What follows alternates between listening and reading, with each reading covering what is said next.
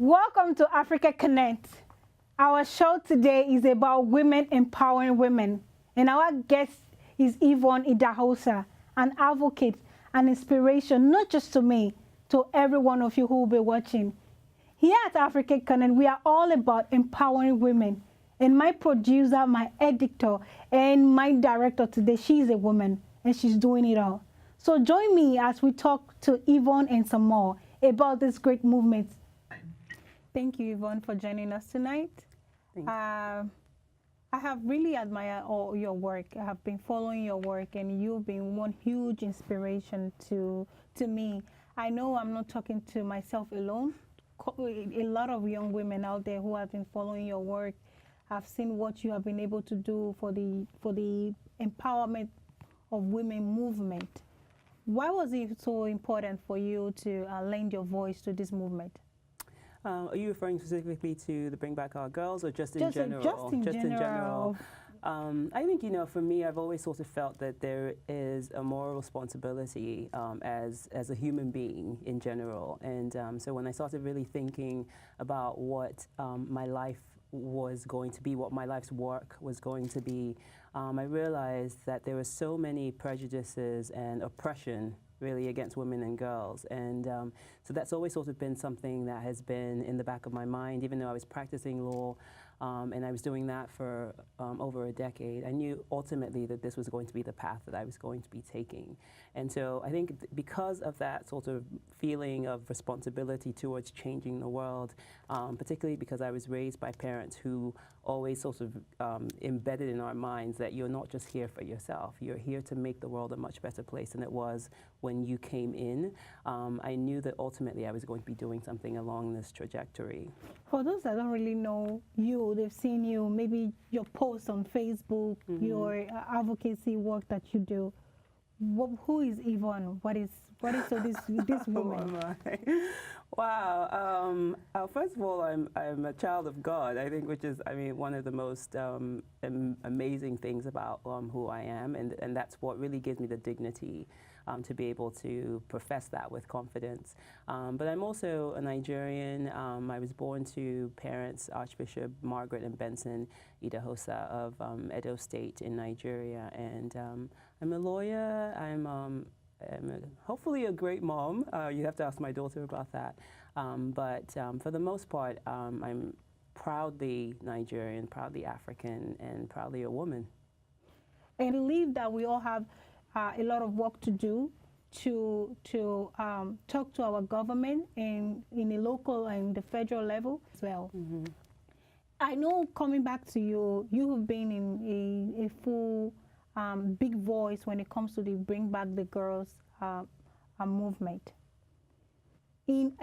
So many people came out when it came to this movement, but your voice stood out more. Everybody wanted to talk to you. What was it that triggered your memory? What was it that just made you say, no, I'm not going to be quiet this time? What was it for you? It's as simple as the fact that we have a shared humanity. I think a lot of people ask me that question, and they think maybe I have a relative in Chibok, or because I grew up in the North, I went to school in the North, that maybe there was some connection there.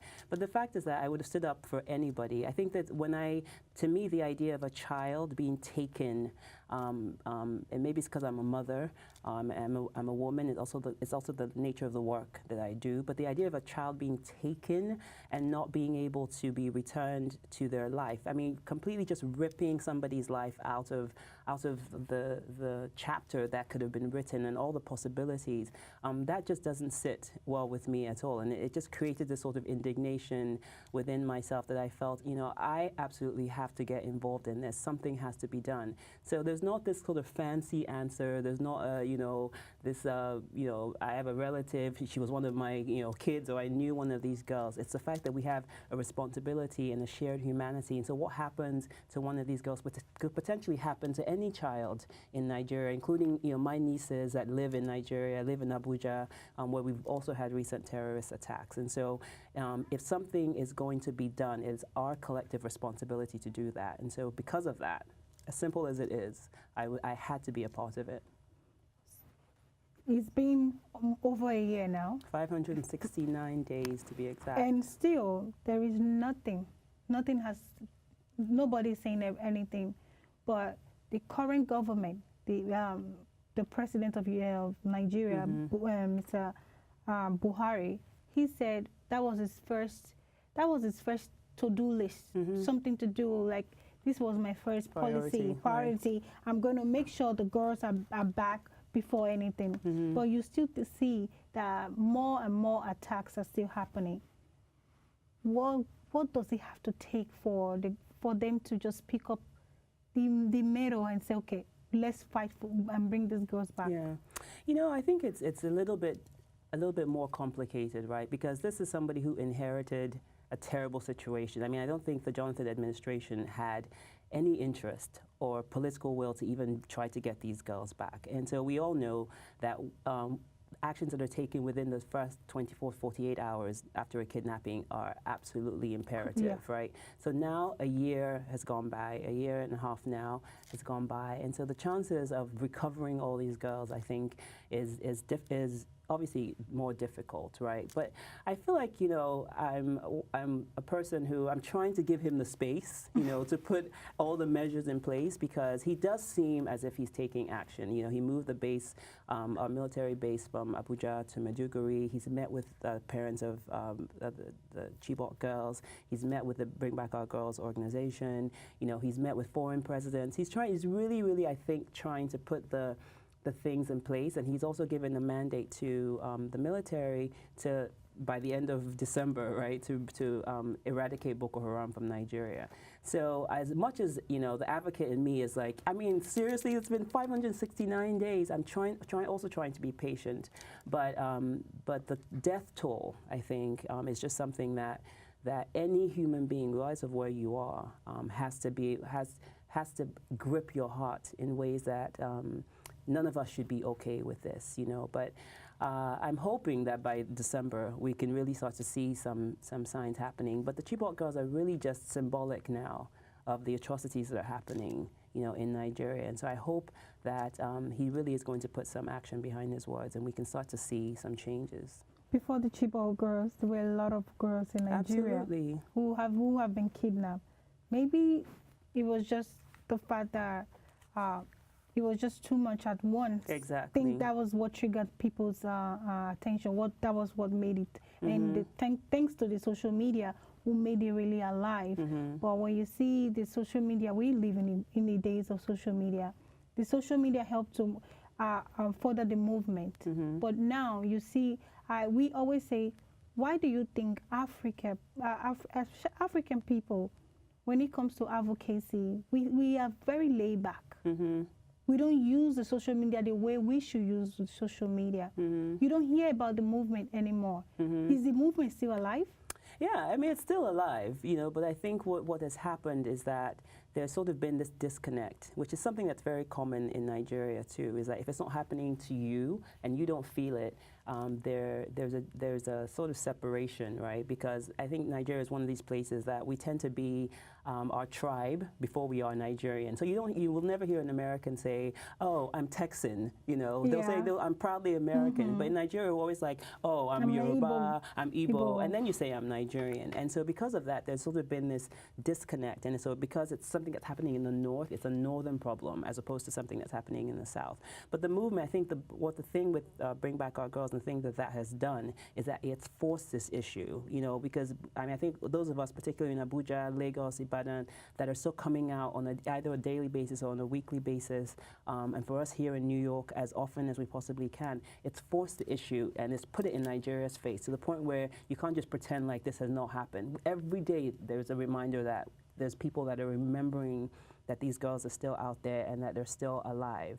You know, but the movement, I think, you know, for Nigeria in particular, what we're trying to do is really have a call to action for the average person. Like, this could be your daughter. You have to understand that Boko Haram is not just going to stay in the north. Their mandate is to Islamize the entire country of Nigeria. So at some point, they're going to start heading down to the south where we feel safe, you know.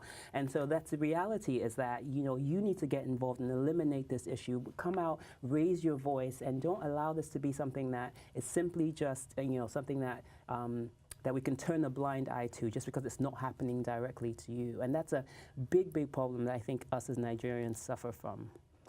I agree with you. And talking about the social media, with the help of social media, and you think that when it comes to child bride, when everybody's talking about when it comes to the Boko Haram issue, the Chibok girls, child bride, everything is on the internet and everything is on Facebook. People talk about it, and there's a big advocacy against it right now.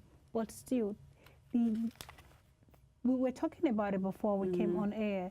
65% of, I would say 50% of Nigerian or African girls, they get married between the age of 12 to 18. Why do you still think the number is still so high with the age of social media? Well, I think it's a combination of different things. I mean, I think, according to the statistics, there's 82% of girls who have some education are not going to be married. Let me start over. 82% of girls who are between the ages of 20 to 24 who are not educated are married by the time they're 18. That number decreases to 13% if they're educated. So if you have, in general, 43% of Nigerian girls are married before the age of 18, we realize that education is a big, big factor, right? So we also have cultural, traditional, religious practices that seem to condone the idea of early marriage. And so even though in Nigeria we have the Child's Rights Act, which says that children under the age of 18 should not be married or cannot be forced to be married. The reality is that the Nigerian Constitution allows each state to adopt whether or not they're going to actually enforce that. So we only have 23 out of our 36 states that have chosen to do that. So you have, all these other states, particularly in the north, who believe that child brides are still acceptable. So you have children as young as 8, 9, 10 years old, 11 years old, that are being married off to grown men. And so I think it takes a combination of legal reform, really enforcing these laws, education, not just for the children themselves, but also for our communities to say, look, this is what happens to a child's body when you impregnate her at 10, 11. These are the implications. Children are more likely to die, to have fistulas, to have complications in pregnancy because their bodies are just not equipped to handle a male-sized penis or to handle a childbirth at that age. So educating the communities, also educating the girls, ensuring that people have an understanding of what's actually realistically happening. So it's not, we can have social media, but people have to be on ground doing the work. Thank you so much for what has become like a big education for me, because there are some statistics you quoted about the Nigerian girls' child law in Nigeria that so many people don't even know is in the law, but I just want to say thank you for that. And when we look at, still talking about the child bride, and when you were 18 in Nigeria, 17 in Nigeria, you are considered a woman now. And if you are not married, there's this stigma. I think it's like kind of like a stigma. They expect you to be ashamed of yourself. I would just say this: are you married? I'm not currently married, no. You're not married. No, but I've been married, yes. Okay, I'm not gonna go further, but there's this thing. You have to get married before you are 20, 25. They consider you too old. In not just in Nigeria, I would just say in Africa, they consider you too old. What will it take for young girls in Nigeria to understand that in this age, you need to invest in yourself first? How do we start educating, not just about going to school or teaching somebody how to say A plus A is 1 plus 1, but just to educate and make them understand that as a young girl, you need to figure yourself out first. You need to know who you are before you start getting into what I call a complicated life. what will it take? How do we start educating young girls? Well, I mean, I think for me, I mean, it goes beyond educating the girls themselves. I think because the pressure really comes from the parents, from our relatives, and the culture itself that has created this idea that, you know, something is wrong with you if you're not married. Because the idea is that Nigeria is this patriarchal society that we need to be taken care of by men. And I know from, you know, from my daughter, from my nieces, I mean, the idea of being married by 18 to them is so foreign. I mean, like, what do you mean married? I mean, I have so many things I want to do with my life. I want to travel. I want to, you know, figure out who I am. I want to take the time to really invest in myself, to build up myself. But that's because myself, my sisters, my brother, we're teaching our children that this is a priority, right? So, but the reality is that a lot of it is driven by poverty. So you have parents who may not financially be in a position to take care of themselves, and so they're looking to I won't use the word sell off their daughter, but to pass off their daughter to somebody else that can now take responsibility for them, for the girl, but also for them, as well. And so the culture is really something that we need to really target and say, look, these are the advantages of having a child that's that is not yet married, and this is the benefit ultimately to you as a parent, you know. And then once we start to really get parents to buy into that idea, it's really the only time we're going to see change, because I don't think the women themselves necessarily want to be in that position. I know this sometimes some things that we say on TV or on air sound foreign to so many people who are who might be watching this that don't really understand the African culture. Let me use this moment to just address some things and just tell you, I'm 31. I get a phone call every 6 a.m. in the morning from my mother praying for me, thinking there's something wrong with me because I'm 31 years old, I'm not yet married. I know there are so many young girls, so many girls like me who are going through the same thing. You are ashamed of yourself. You want to get married. You want to just. It's like marriage has become not just a institutional thing. It's become fashion, especially in our community. So I'm appealing to all the parents out there. Give your children a chance to be who they want to be in life. And for all the young girls who feel pressure into anything they don't want to do, marriage or anything, I will say to you, you can do whatever you want to do. You can be whoever you want to be. Stand your ground. Know who you are. Invest in yourself first, because you can be the next president of your country tomorrow. But you need to know who you are first, and you need to invest in yourself. So I think this conversations that we are having today will may go a long way for a mother somewhere in Africa sitting beside her computer or anything, because they watch YouTube now. It's a way to get a message out. I think that we need to be speaking to ourselves like this. It's not just about sending money to them, giving them this, but it's about making them understand that this generation, we want to be somebody. As a woman, I want to be president.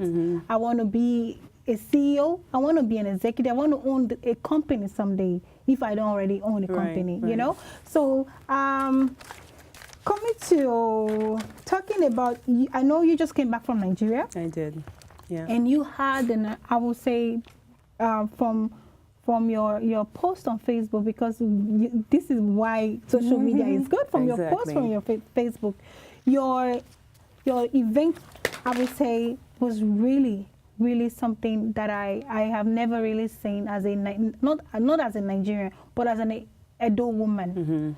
I saw more than 800 women came out to listen to violence against women speech that you gave. What was that moment like for you? You know, it's transforming, you know, because I didn't grow up, you know, sort of having role models that were really speaking or on women's issues. You know, as a matter of fact, it was almost the contrary, because I mean, I had a strong mother, and that was a good influence for me personally. But as far as, you know, just having people constantly on radio, on television, telling me that, you know, that I can be empowered, that I can be strong, that I can be whatever I want to be, it wasn't something that happened very commonly. And so for me, I mean, to be able to enlighten people, to say, look, I mean, just because this has happened to you in the past, whether it's been violence or abuse, doesn't mean that it has to determine or dictate your future. It's empowering, not just for the women that I speak to, but also for myself. I love the opportunity to be able to see the light come on in particularly young girls' eyes who have never heard anybody tell them that just because you've had a history of abuse, that your life can be so much more than you've been told it's going to be. So I always, every opportunity, I think I walk into it with humility, because it's such an opportunity for me to be able to pour into somebody something that I didn't necessarily have growing up, other than from my mom. The things I actually addressed with the Minister of Health in Mr. Lawrence Aoute when he was here during the General Assembly. Yeah. Oh, I think I actually saw your interview. He said that we don't have a sex trafficking problem. Right? Yeah. He told me there was no sex trafficking problem in Nigeria when I gave him even the statistics of what is going on, because I'm from Edo State. I know how my neighbors, my friends, were trafficked out of Nigeria just to make ends meet. In Italy was the biggest, was the destination for every girl in Edo State. How were you able to talk about this? Because I know it's a very sensitive issue in Edo State. Yeah, I mean, we basically have a campaign, Not for Sale. And that really is really just raising the roof on this issue of sex trafficking, because the reality is that most of the girls, I mean, 1 out of every 3 of our girls has been approached to be trafficked, and that so over 97% of us are aware of what sex trafficking is, you know. But still, there is a stigma, there's this shame, there's this idea that you know, you really shouldn't talk about this, you know, because it's self-denial. Absolutely. And I mean, and that I think is reflected in the fact that this minister can actually make that kind of comment, because we are world renowned, you know. Known for that. Yeah, absolutely. And he told me with a straight face, but succeeded. Like, I would say congratulations for making a big, huge first. I would say this is the first of all kinds in Nigeria to talk about sex trafficking, especially in Edo State, and the violence against women. What is next for you? I think for us, the idea is that this is something that is here to stay in Nigeria. So our Not for Sale campaign is something that we are definitely pursuing. But in addition to that, we also have our Take Me Off Mute campaign, which really focuses on child sex abuse and really empowering young girls with education and wisdom to be able to say, look, I'm no longer a statistic. Yes, I was a survivor of child sex abuse, but you know, the idea is to take them from victim to survivor to advocate, right? So this is a campaign that we're taking all throughout Nigeria, and we've gone to several states already. And so the idea is that we are going to keep talking about this until it's as common as any other conversation that we have in Nigeria, because the reality is that it's creating diseased souls in Nigeria. So it's not just the idea that you were abused as a child and then it doesn't have implications as an adult. You know, you grow up with low self-esteem. A lot of our girls are promiscuous. A lot of them are just it's something that eats at their soul. And so the reality is that you're not a healthy member of society. And so this should be a priority for as far as I'm concerned, for the Nigerian government. My hope is to get I'm actually trying to get a meeting with the Minister of Education to be able to see how we can get this into our curriculums in school. So the same way that you would have a curriculum on math or English, sex education, child sex abuse should be something that is implemented into our curriculum, because it's such a huge issue. If we have over, 40% of our girls are survivors of child sex abuse, and obviously it's something that we need to deal with and address. And so the idea is that this is, Pathfinders Justice Initiative, which is my not-for-profit, is here to stay. We are going to make a huge, tremendous difference in Nigeria. And so this is just the beginning for us. For those young girls, or I would say for those young girls who have been abused, who needs help, even the women in Nigeria, if they want to reach out to you, or how can they get some of information that you have? How can they get to your organization? Well, I think you know the first thing I want to say to you is that this does not have to be your story, and I think that's one thing that Pathfinders does is that we partner with young girls and women who are survivors to help them find their path out of injustice. And so, if you wanted to contact us, we definitely have a Facebook page, Pathfinders Justice Initiative. You can follow us on Twitter or Instagram at Find Your Path. We also have a 24-hour helpline that you can call, and somebody will pick up the phone and answer, and really walk you through. Because what we try to do is create what we call our path plans, personalized action to healing plans for survivors. And that includes free counseling, free medical assistance, free legal assistance, free vocational skills training, free education for girls who dropped out of school because they were trafficked to Europe and now want to get their lives back together. They've now repatriated back to Nigeria. We provide all these things, and then we say to the girls, look, this is your life. What does rehabilitation look like for you? Here's what we offer. What would you like to see happen in your life? So they generate their own path plans. And so there are multiple ways that you can reach us. Our website is also available at pathfindersji.org as well. Thank you so much, Yvonne. Thank you. Absolutely. Thanks for having me. Hey, thank you so much for watching, and we'll be right back.